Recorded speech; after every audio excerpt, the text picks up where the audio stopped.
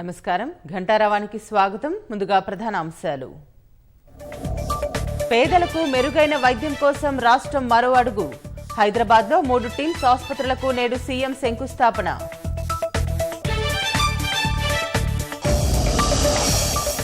నేడో రేపో గ్రూప్ 1 ఉద్యోగాలకు నోటిఫికేషన్. 503 పోస్టులు భర్తీకి అవకాశం.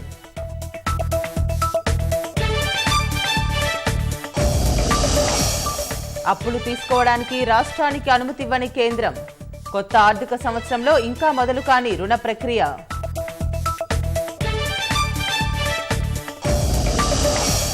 ట్విట్టర్ కొనుగోలుపై పంతం నెగ్గించుకున్న ఎలాన్ మస్క్. $44 బిలియన్ కుదిరిన ఒప్పందం.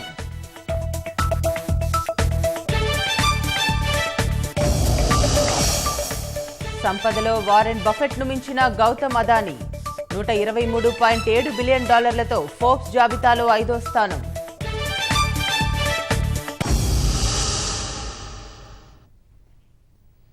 నిరుపేదలకు మెరుగైన వైద్య సేవలు అందించే దిశగా ప్రభుత్వం మరో అడుగు వేసింది.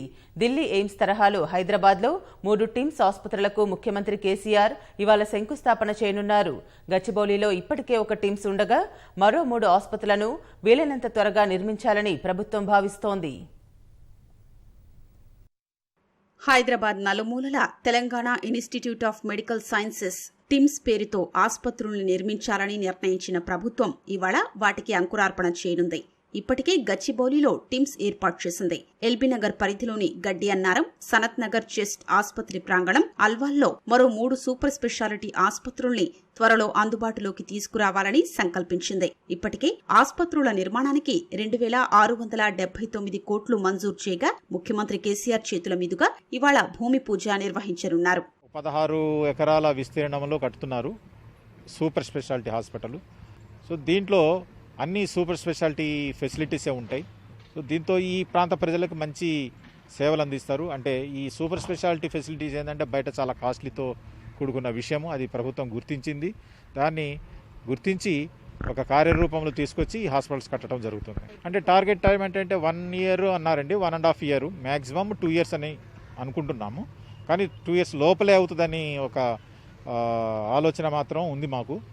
హార్ట్కి సంబంధించిన, న్యూరాలజీకి సంబంధించిన, యూరాలజీ, కిడ్నీ ఇలాంటి ఎన్ని హయ్యర్ ఎండ్స్ తీసుకొస్తున్నారు. ఇవి ప్రైవేట్ హాస్పిటల్ మీరు అందరికీ తెలుసు ఎంత ఖర్చు అవుతుందో తెలుసు. అది సో అదంతా ఇక్కడ ఫ్రీగా జరుగుతుంది కాబట్టి తప్పనిసరిగా ప్రభుత్వం తీసుకున్న ఈ స్టెప్ అయితే ఏది ఉందో ఇది ప్రజలకు మంచి ఉపయోగపడుతుంది.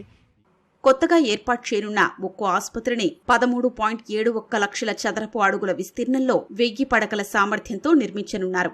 ఫలితంగా వైద్య విద్య కోసం పీజీ, సూపర్ స్పెషాలిటీ సీట్లు అందుబాటులోకి వస్తాయని అంచనా వేసిన వైద్యారోగ్య శాఖ ఇందుకు తగిన ఏర్పాట్లు ఉండేలా నిర్మాణాలు చేపడుతున్నామని స్పష్టం చేసింది. ఆసుపత్రులకు అనుబంధంగా super speciality in nursing, paramedical విద్యకు ప్రత్యేక ఏర్పాట్లు చేయనున్నారు. అల్వాల్ ఆసుపత్రి కోసం 28.41 ఎకరాలు కేటాయించగా అక్కడ G+5 అంతస్తుల్లో భవనం రూపుదిద్దుకోనుంది. ఇందుకోసం 897 కోట్లు సర్కార్ కేటాయించింది. ఎల్బీనగర్ గడ్డి అన్నారం వద్ద 21.36 ఎకరాల విస్తీర్ణంలో 14 అంతస్తుల్లో నిర్మించేందుకు 900 కోట్లు కేటాయించింది. సనత్ నగర్లోని చెస్ట్ ఆసుపత్రి ప్రాంగణంలో 17 ఎకరాల్లో 14 అంతస్తుల భవనం నిర్మించనుంది. ఇందుకోసం సర్కార్ 882 కోట్లు మంజూరు చేసింది. పేదలకు మెరుగైన వైద్య సేవలు అందించే లక్ష్యంతో అందుబాటులోకి తీసుకురానున్న టిమ్స్ ఆసుపత్రులకు ప్రభుత్వం ఇప్పటికే స్వయం ప్రతిపత్తి కల్పిస్తూ జీవో విడుదల చేసింది. ఏడాదిలోగా నిర్మాణం పూర్తి చేసి ప్రజలకు అందుబాటులోకి తీసుకురావాలని సర్కార్ భావిస్తోంది. కొలువుల జాతరకు శ్రీకారం చుట్టిన ప్రభుత్వం సోమవారం 16,600 పోలీసుల ఉద్యోగాలకు నోటిఫికేషన్ విడుదల చేసింది. ఇవాళ రేపో 503 పోస్టులతో గ్రూప్ 1 నోటిఫికేషన్ విడుదల చేయనుంది. టీఎస్పీఎస్సీకి దాదాపుగా అన్ని శాఖల నుంచి సమాచారం అందింది. ఇవాళ గ్రూప్ 1 నోటిఫికేషన్ జారీ అయ్యే అవకాశాలు ఎక్కువగా కనిపిస్తున్నాయి. అటు ఎస్ఐ, కానిస్టేబుల్ ఉద్యోగాలకు లక్షల సంఖ్యలో దరఖాస్తులు వచ్చే అవకాశం ఉన్నందున సాంకేతిక సమస్యలు తలెత్తకుండా పోలీస్ నియామక మండలి అధికారులు తగిన ఏర్పాట్లు చేస్తున్నారు. నిరుద్యోగులకు పోలీస్ నియామక మండలి సోమవారం శుభవార్త అందించగా ఇవాళ్ళో రేపో టీఎస్పీఎస్సీ కూడా తీపి కబురు చెప్పనుంది. 503 పోస్టులతో గ్రూప్ 1 నోటిఫికేషన్ జారీకి కొన్నాళ్లుగా కసరత్తు జరుగుతోంది.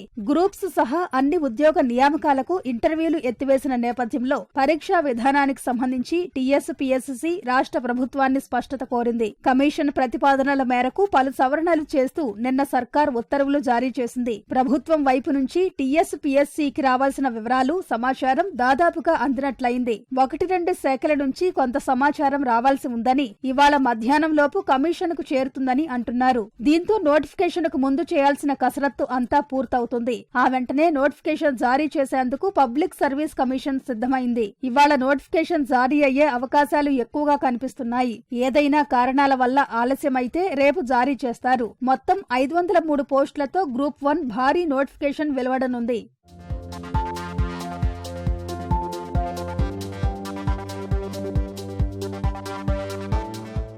ఎస్ఐ, కానిస్టేబుల్ ఉద్యోగాలు కలిపి మొత్తం 16,600 ఖాళీల భర్తీకి పోలీస్ నియామక మండలి నిన్న నోటిఫికేషన్లు జారీ చేసింది. అర్హులైన అభ్యర్థులు వచ్చే నెల 2వ తేదీ నుంచి 20వ తేదీ వరకు దరఖాస్తు చేసుకునేందుకు గడువు విధించారు. నియమ నిబంధనలు, గరిష్ట వయస్సు, విద్యార్హత, రుసుము, సిలబస్ తదితర వివరాలన్నీ పోలీస్ నియామక మండలికి చెందిన వెబ్సైట్లో అందుబాటులో ఉంచారు. అన్ని పోస్టులకు సంబంధించిన రుసుము విషయంలో ఎస్సీ, ఎస్టీలకు రాయితీ ఇచ్చారు. పోలీస్ ఉద్యోగాలు సాధించాలనుకునే వాళ్లకు పోలీసు శాఖ ఇప్పటికే ముందస్తు శిక్షణ ఇస్తోంది. ఫ్రెండ్లీ పోలీసింగ్ లో భాగంగా యువతకు ఉచితంగా శిక్షణ ఇస్తున్నారు. ఎలా సన్నద్ధం కావాలి, దేహదారుఢ్య పరీక్షల్లో ఎలా ఉత్తీర్ణత సాధించాలనే విషయాలను శిక్షణా శిబిరాల్లో నిపుణులతో తరగతులు చెప్పిస్తున్నారు. ఎస్ఐ, కానిస్టేబుల్ ఉద్యోగాలకు లక్షల సంఖ్యలో దరఖాస్తులు వచ్చే అవకాశం ఉంది. ఎలాంటి సాంకేతిక సమస్యలు తలెత్తకుండా పోలీస్ నియామక మండలి అధికారులు తగిన ఏర్పాట్లు చేస్తున్నారు. సందేహాల నివృత్తి కోసం ఓ టోల్ ఫ్రీ నంబర్ను అందుబాటులోకి తీసుకురానున్నారు.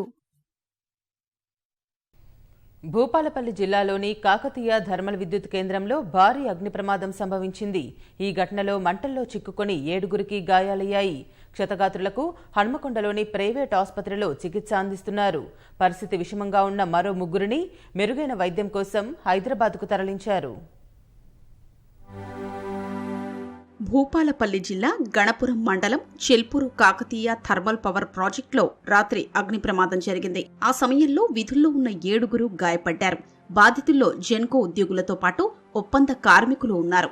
500 మెగావాట్ల బాయిలర్ వద్ద ఉండే మిల్లర్ ఒక్కసారిగా పేలిపోవడంతో ఈ దుర్ఘటన సంభవించిందని ప్రత్యక్ష సాక్షులు తెలిపారు. మంటలు ఉవ్వెత్తున ఎగిసిపడ్డంతో ఉద్యోగులు భయాందోళనకు గురయ్యారు. పేలుడు తీవ్రతకు కార్మికులు అల్లంత దూరంలో ఎగిరిపడ్డారు. మంటల్లో చిక్కుకున్నవారు ప్రాణభయంతో పైనుంచి కిందకు దూకడంతో కాళ్లు, చేతులు విరిగాయి.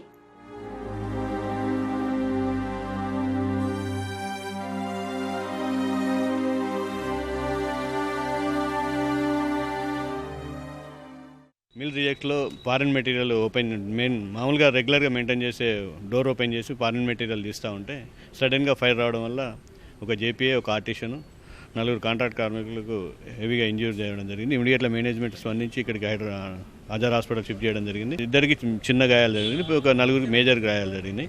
ట్రీట్మెంట్ బాగానే ఉంది. ఇప్పుడు ఏమంటున్నారంటే స్కిన్ ఏదైతే ఉందో ప్లాస్టిక్ సర్జన్ వాళ్ళందరూ కూడా ట్రీట్మెంట్ చేస్తూ ఉన్నారు. అదేమవుతుందంటే అప్పుడప్పుడు దానికి చెప్పలేమన్నట్టు రన్నింగ్ మిషన్ ఏ టైం ఏ విధంగా ఉంటుందో తెలియదు కాబట్టి తడన ఒక వర్క్ వచ్చింది, గేర్ బాక్స్ రీప్లేస్మెంట్. అది చేద్దామని వచ్చాము. 6-6:30 గేట్ పాస్ అంతా రెడీ చేసి లోపలికి వెళ్ళి పూజ చేసి బయటికి వస్తున్నాం. ఆ టైంలో పక్క మిల్లో ప్రాబ్లం వచ్చింది. దాంట్లో ఫారెన్ మేట్లు ఏదో వస్తే బోర్డు వల్ల ఆర్టిషన్లు 2 ఉన్నారు. వాళ్ళు అప్పుడే స్పానర్లు తీసుకొచ్చి వాళ్ళు డోర్ ఓపెన్ చేసి ఏడీ గారు, డి గారు నన్ను కొంచెం హెల్ప్ కోసం న్యూయోలో ఉంచుమంటే నేను పక్కన ఆపిన. కోల్ ఉంటే ఐడీలు రన్ చేపిస్తున్నారు.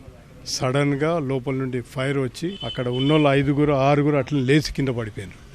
దాంట్లో 2 ఆర్టిషన్లు స్పాట్లో పడిపోయినారు. మా వాళ్ళు అక్కడొకడు పడిపోయి కాలికి, చెస్ట్కి, ప్యాంట్ షర్ట్ అంతా కాలిపోయింది. మిగతా 5గురికి కొంచెం చేతులకి, కాళ్ళకి, తలకి దెబ్బలు తగిలింది. అందరిని అక్కడ ట్రీట్మెంట్ చేయించినాం. మళ్ళీ సి గారు, ఏసీ గారు వస్తే మాట్లాడి వాళ్ళని హన్మకొండ పెద్ద హాస్పిటల్ ఉంది అక్కడ పంపిస్తా అని చెప్పి అక్కడ తీసుకొచ్చారు. అక్కడ ట్రీట్మెంట్ నడుస్తుంది. ఇప్పుడు అవుట్ ఆఫ్ డేంజర్, బాగున్నారు వాళ్ళు.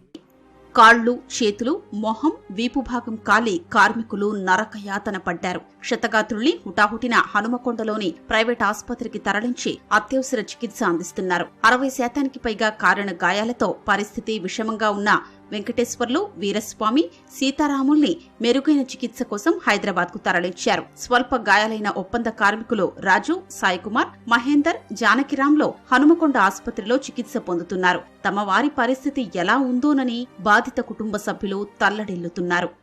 5:40కి ఏమో ఇంటికి వచ్చిండంట. డ్యూటీ అయిపోయిన తర్వాత మళ్ళీ ఏదో స్పెషల్గా ఉందని చెప్పి మళ్ళీ ఫోన్ చేసి పిలిచారంట. పిలిస్తే వెళ్ళి అది మరి బ్లాస్ట్ అయిందని తెలిసింది. ఈయనే ఫస్ట్ అది గేట్ ఏదో కోల్కి సంబంధించిన గేట్ తీసేసాను. అలా బ్లాస్ట్ అయిందంటే అయిందని తెలిసేసరికి మేము వచ్చేసినాం. కొంచెం సీరియస్గానే ఉన్నది. ఇంటికి వచ్చిండు, స్నానం చేద్దామని ఇంకా షూస్ కూడా ఇప్పలేదు. వాళ్ళ సార్ ఫోన్ చేసిండని ఫాస్ట్గా వెళ్ళిపోయిండు. వెళ్ళిన తర్వాత కొద్దిసేపటికి నా నెంబర్కి ఫోన్స్ వస్తూ ఉన్నాయి. ఇంటికాడ ఉన్నాడా వీరస్వామి అంటే, లేదు ఇప్పుడే ఎమర్జెన్సీ అంటే మరి లోపలికి వెళ్ళిండు అని చెప్పేసరికి ఎవరు మళ్ళీ తర్వాత ఈయన ఫోన్కు చేస్తారేమో ఎత్తట్లేదు, వేరే వాళ్ళేమో ఏం చెప్పట్లేదు. ప్లాంట్ అధికారుల నిర్లక్ష్యం కారణంగా ప్రమాదం సంభవించినట్లుగా కార్మిక సంఘాల నేతలు ఆరోపిస్తున్నారు. తొలుత చిన్నగా మంటలు వచ్చినా తేలిగ్గా తీసుకోవడంతో మిల్లర్ పేలి భారీ ప్రమాదం చోటు చేసుకుందని తెలుస్తోంది. మంటలు వ్యాపించకుండా ముందస్తు చర్యలు తీసుకుంటే ప్రమాదం జరిగి ఉండేది కాదని అభిప్రాయపడుతున్నారు. ఘటనపై జెన్కో సీఎండీ ప్రభాకర్ రావు తీవ్రంగా స్పందించి కనీస జాగ్రత్తలు ఎందుకు తీసుకోలేదో వివరణ అడిగినట్లు తెలుస్తోంది. ప్రమాదానికి దారితీసిన కారణాలను తెలుసుకునేందుకు జెన్కో ప్రత్యేక బృందం ఇవాళ ప్లాంట్ను సందర్శించనుంది. హైదరాబాద్ రాణిగంజ్లోని ఓ ఎలక్ట్రానిక్ గోదాంలో అగ్ని ప్రమాదం సంభవించింది. కింద అంతస్తులో చెలరేగిన మంటలు 3వ అంతస్తు వరకు చేరుకోవడంతో భారీగా ఆస్తి నష్టం వాటిల్లింది. ఎలక్ట్రానిక్ గోదాం యజమాని దుకాణం మూసివేసి ఇంటికి వెళ్లిన తర్వాత ఈ ప్రమాదం జరిగింది. పెట్రోలింగ్ విధులు నిర్వహిస్తున్న పోలీస్ సిబ్బంది ప్రమాదాన్ని గుర్తించి అగ్నిమాపక విద్యుత్ సిబ్బందికి సమాచారం అందించారు. విద్యుత్ శాఖ అధికారులు కరెంటు సరఫరాను నిలిపివేశారు. అగ్నిమాపక సిబ్బంది 4 ఫైర్ ఇంజిన్లతో మంటలను అదుపులోకి తీసుకొచ్చారు. ఎలాంటి ప్రాణ నష్టం జరగలేదని మహంకాళి డివిజన్ ఏసీపీ రమేష్ తెలిపారు. విద్యుదాఘాతంతో ప్రమాదం జరిగినట్లు ప్రాథమికంగా అంచనా వేసినట్లు చెప్పారు. హైదరాబాద్ నుంచి నాగ్పూర్కు అక్రమంగా బస్సులో గంజాయి తరలిస్తున్న వ్యక్తిని బేగంపేట పోలీసులు అరెస్టు చేసి రిమాండ్కు తరలించారు. నిందితుడి నుంచి 25 కిలోల గంజాయిని స్వాధీనం చేసుకున్నట్లు ఉత్తర మండల డీసీపీ చందనా దీప్తి తెలిపారు. మహారాష్ట్రకు చెందిన సల్మాన్ ఖాన్ అనే వ్యక్తి ఆటో డ్రైవర్గా జీవనం సాగిస్తూ ఉన్నాడు. సులభంగా డబ్బు సంపాదించాలన్న ఉద్దేశంతో గంజాయి సరఫరా చేస్తున్నట్లు డీసీపీ పేర్కొన్నారు. సికింద్రాబాద్ బాలంరాయి వద్ద మహారాష్ట్ర వెళ్లేందుకు ట్రావెల్స్ బస్సులో ప్రయాణిస్తున్న క్రమంలో 4 బకెట్లతో అతను బస్సు ఎక్కుతుండగా అనుమానం వచ్చిన డ్రైవర్ బకెట్లో ఏమున్నాయో చూపించాలని అడగడంతో ఇద్దరి మధ్య వాగ్వాదం జరిగింది. బకెట్ను చూడగా అందులో గంజాయి ప్యాకెట్లు లభ్యం కావడంతో బస్సు డ్రైవర్ షాక్ గురై వెంటనే పోలీసులకు సమాచారం అందించాడు. ఇంతలో నిందితుడు పరారయ్యాడు. అతన్ని ప్రత్యేక బృందాలు గాలించి పట్టుకున్నాయని డీసీపీ చందనాదీప్తి వెల్లడించారు.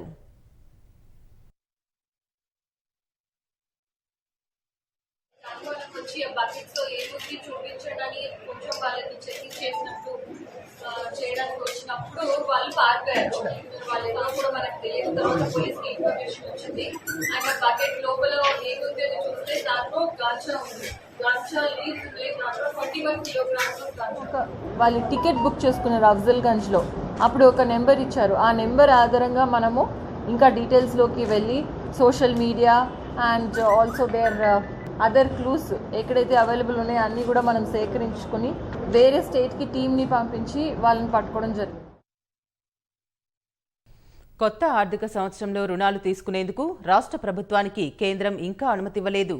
బడ్జెటేతర అప్పుల విషయమై ప్రత్యేకంగా దృష్టి సారించిన కేంద్ర ప్రభుత్వం చెల్లింపు ప్రణాళికలు, ఆదాయ వనరులకు సంబంధించిన సమగ్ర సమాచారం కోరినట్లు తెలిసింది. సంబంధిత వివరాలను ప్రభుత్వం ఇప్పటికే కేంద్రానికి అందించినట్లు తెలుస్తోంది. కేంద్రం అనుమతి లేకపోవడంతో ఏప్రిల్ నెల ముగుస్తున్నప్పటికీ రాష్ట్రం ఎలాంటి రుణం తీసుకోలేదు.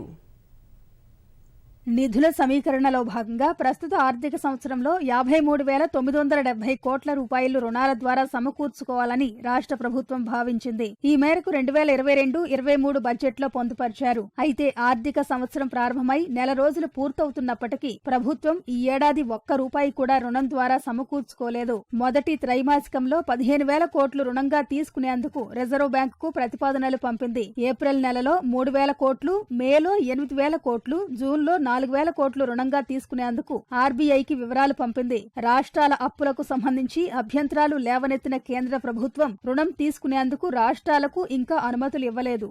రాష్ట్రాల అప్పులు భారీగా పెరుగుతున్నాయంటూ కేంద్ర ప్రభుత్వం ఇటీవల ఆందోళన వ్యక్తం చేసింది. బడ్జెట్లో పేర్కొన్న అప్పులు, వాటితో పాటు కార్పొరేషన్ల ద్వారా తీసుకునే ఇతర రుణాలు, ఇలా భారం బాగా పెరుగుతోందని కేంద్రం అభ్యంతరాలు వ్యక్తం చేస్తుంది. అప్పులు, వాటి చెల్లింపులు, చెల్లింపు ప్రణాళికలు, అందుకు తగిన ఆదాయం సంబంధించిన వివరాలు పూర్తిగా ఇవ్వాలని రాష్ట్రాలకు కేంద్ర ప్రభుత్వం కోరింది. ఇందుకు సంబంధించి రాష్ట్ర ప్రభుత్వం కేంద్రానికి పూర్తి వివరాలు అందించినట్లు సమాచారం. ఇంకా ఇప్పటివరకు రుణాలకు సంబంధించి కేంద్రం నుంచి ఎలాంటి అనుమతి రాలేదని చెప్తున్నారు. దీంతో ఈ నెలలో బాండ్ల విక్రయానికి రాష్ట్ర ప్రభుత్వం ఇంకా ఎలాంటి నోటిఫికేషన్ జారీ చేయలేదు. ఇతర అవసరాలతో పాటు రైతు బంధు చెల్లింపుల కోసం మే నెలలో ఏకంగా 8,000 కోట్ల మేర రుణం తీసుకోవాలని రాష్ట్ర ప్రభుత్వం భావించింది.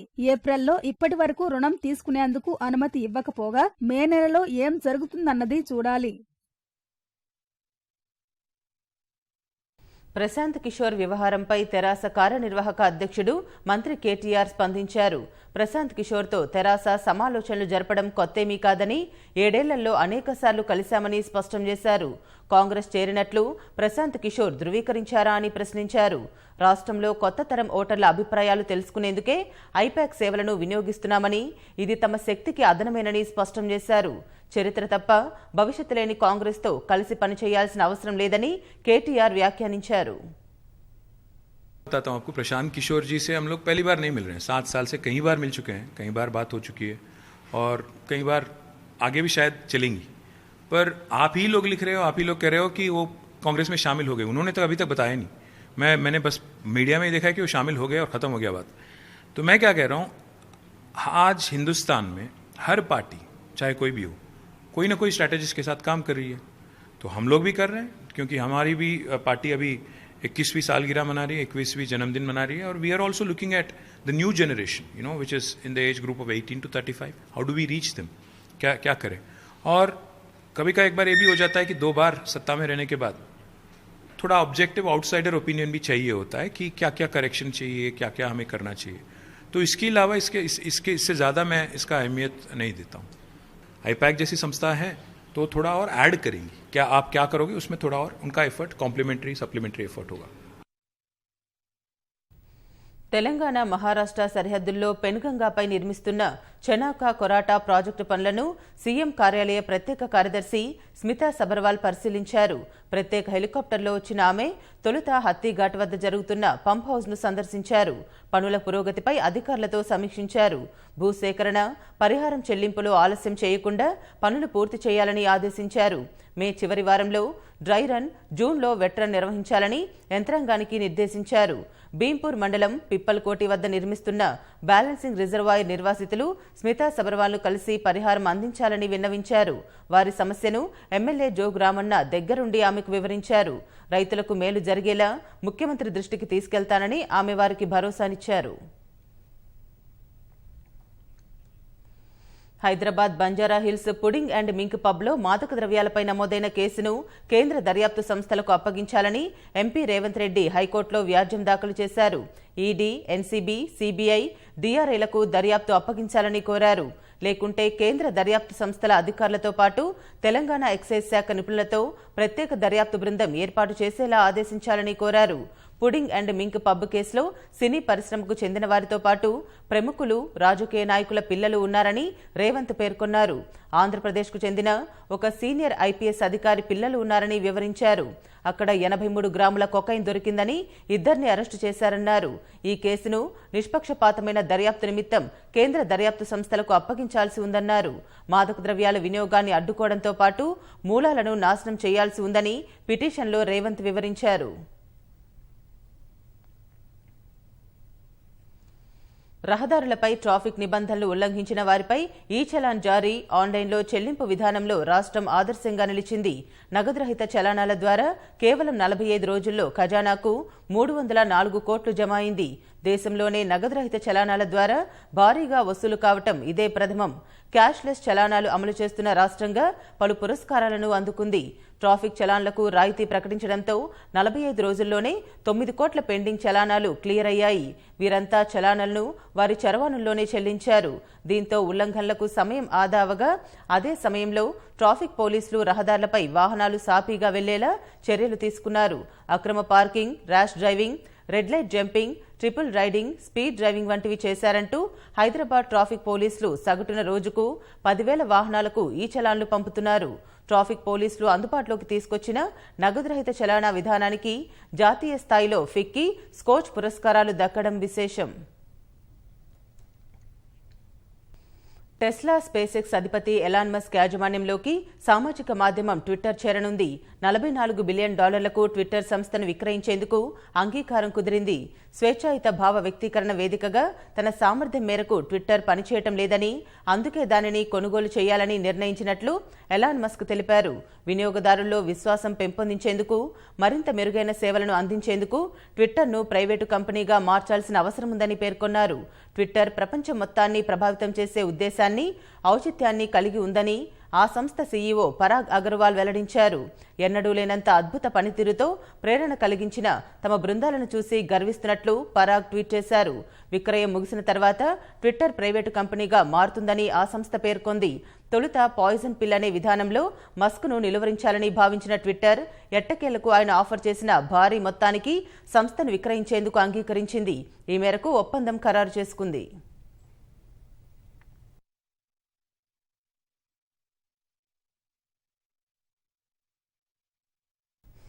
ఉక్రెయిన్లో 423 లక్ష్యాలపై దాడి చేసినట్లు రష్యా ప్రకటించింది. దీనిలో ఒక చమురు శుద్ధి కర్మాగారం కూడా ఉందని తెలిపింది. 26 చోట్ల సైనిక స్థావరాలను తమ విమానాలు ధ్వంసం చేశాయని తెలిపింది. రైల్వే వ్యవస్థ, ఇంధన నిల్వలు, మౌలిక సదుపాయాలపై గురిపెట్టి బాంబులు వేసినట్లు పేర్కొంది. మిత్రదేశాల నుంచి సైనిక సాయాన్ని రైళ్ల ద్వారా చేరవేస్తుండటంతో రైల్వే వ్యవస్థను విధ్వంసం చేయడానికి ప్రయత్నించినట్లు వెల్లడించింది. 5 రైల్వే జంక్షన్లపై జరిగిన దాడుల్లో కనీసం 5 చనిపోయినట్లు స్పష్టం చేసింది. మరియపోల్లోని అజోస్తల్ ఉక్కు కర్మాగారంలో తలదాచుకున్న ప్రజల్ని సురక్షితంగా తరలించడానికి ఐరాస సాయం చేయాలని ఉక్రెయిన్ కోరింది. ఉక్రెయిన్కు మరిన్ని ఆయుధాలు ఇవ్వాలని నిర్ణయించడం అమెరికాకు తగ్గదని రష్యా ఆక్షేపించింది. దీనికి వెంటనే స్వస్తి పలకాలని అమెరికాలో రష్యా రాయబారి డిమాండ్ చేశారు. ఈ మేరకు దౌత్య వర్గాల ద్వారా ఒక నోటు పంపినట్లు తెలిపారు. మరోవైపు పశ్చిమ రష్యాలోని బ్రయాన్స్క్లో ఉన్న డీజిల్ నిల్వల డిపో భారీ ఎత్తున మంటల్లో చిక్కుకుంది. దీనిని అదుపు చేయడానికి సంబంధిత వర్గాలు శ్రమిస్తున్నాయి. ఇది రష్యా నుంచి ఐరోపాకు ఇంధన రవాణా చేసే ప్రధాన గొట్టపు మార్గాన్ని ఆనుకొని ఉక్రెయిన్ సరిహద్దుకు దగ్గరలో ఉంటుంది. రష్యా ఉక్రెయిన్ యుద్ధానికి ఈ అగ్ని ప్రమాదానికి సంబంధం ఉందా లేదా అనేది స్పష్టం కావడం లేదు. ఘటనపై దర్యాప్తు చేస్తున్నామని రష్యా పేర్కొంది. ఉక్రెయిన్ మాత్రం ఎలాంటి ప్రకటన చేయలేదు.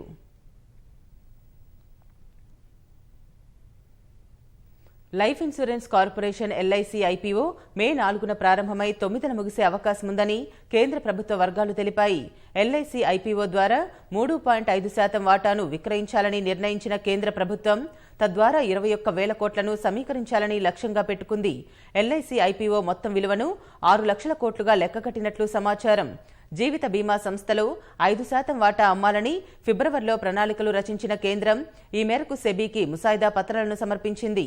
ఉక్రెయిన్పై రష్యా యుద్ధంతో మార్కెట్లో హెచ్చుతగ్గుల నేపథ్యంలో విక్రయ వాటాను 5 నుంచి 3.5% తగ్గించింది. ప్రముఖ వ్యాపారవేత్త గౌతమ్ అదానీ ప్రపంచ కుబేరుల జాబితాలో టాప్ 5లో చోటు దక్కించుకున్నారు. అమెరికాకు చెందిన ప్రముఖ మదుపరి వారెన్ బఫెట్ను వెనక్కి నెట్టి $123.7 బిలియన్ సంపదతో ఫోర్బ్స్ కుబేరుల జాబితాలో 5వ స్థానంలో నిలిచారు. పోర్టులు, విమానాశ్రయాల నిర్వహణ వంటి వ్యాపారాలతో పాటు ఎఫ్ఎంసీజీ రంగంలోనూ అదానీ రాణిస్తున్నారు. కోవిడ్ మహమ్మారి కారణంగా అన్ని దేశాలు, ఆర్థిక వ్యవస్థలు అతలాకుతలమవ్వగా అదానీ వ్యాపారాలు మాత్రం దూసుకెళ్లడం గమనార్హం. దీంతో ఒక్క 2022లోనే ఆయన సంపద $43 బిలియన్ పెరిగింది. మొత్తంగా ఆయన సంపద ఈ ఏడాదిలో 56% పెరిగింది. ఆసియాలోనే కుబేరుడిగా మొదటి స్థానంలో కొనసాగిన రిలయన్స్ ఇండస్ట్రీస్ అధినేత ముఖేష్ అంబానీని వెనక్కి నెట్టి తొలిసారి ప్రపంచ కుబేరుల జాబితాలో గౌతమ్ అదానీ టాప్ 5లోకి దూసుకెళ్లారు. ఈ జాబితాలో ప్రస్తుతం ఎలాన్ మస్క్ $269.7 బిలియన్ సంపదతో అగ్రస్థానంలో ఉన్నారు.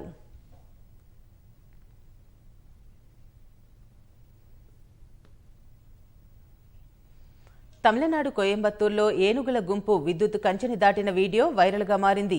గుంపులో ముందున్న 2 ఏనుగులు కంచెను దాటుకొని వెళ్లిపోగా పిల్ల ఏనుగు దాటలేక ఆగిపోయింది. దానిని కంచె దాటించి బయటకు పంపడానికి తల్లి ఏనుగు చేసే ప్రయత్నం అందర్నీ ఆకట్టుకుంది. కాగా ఎలక్ట్రిక్ ఫెన్సింగ్లో కరెంటు సరఫరా లేదని స్థానికులు తెలిపారు. గతంలో ఇలానే ఏనుగుల గుంపు అక్కడికి రాగా అటవీశాఖ అధికారులు వాటిని అడవిలోకి దారి మళ్లించారు.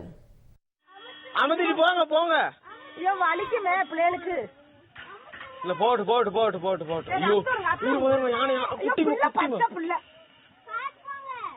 இந்த ஆங்கில அமுக்குங்க இந்த ஆங்கில அமுக்கிட்டு கூட போங்க இங்க வாங்க இது அமுக்குங்க அது இல்ல அது வேணாம் ஐயோ அவ்வளவு குட்டி போட்டு குட்டி போட்டு குட்டி போட்டு குட்டி போட்டு பாவம் அவ்வளவு அவ்வளவு அவ்வளவு போங்க போயிட்டு போங்க சார் போயிட்டு வாங்க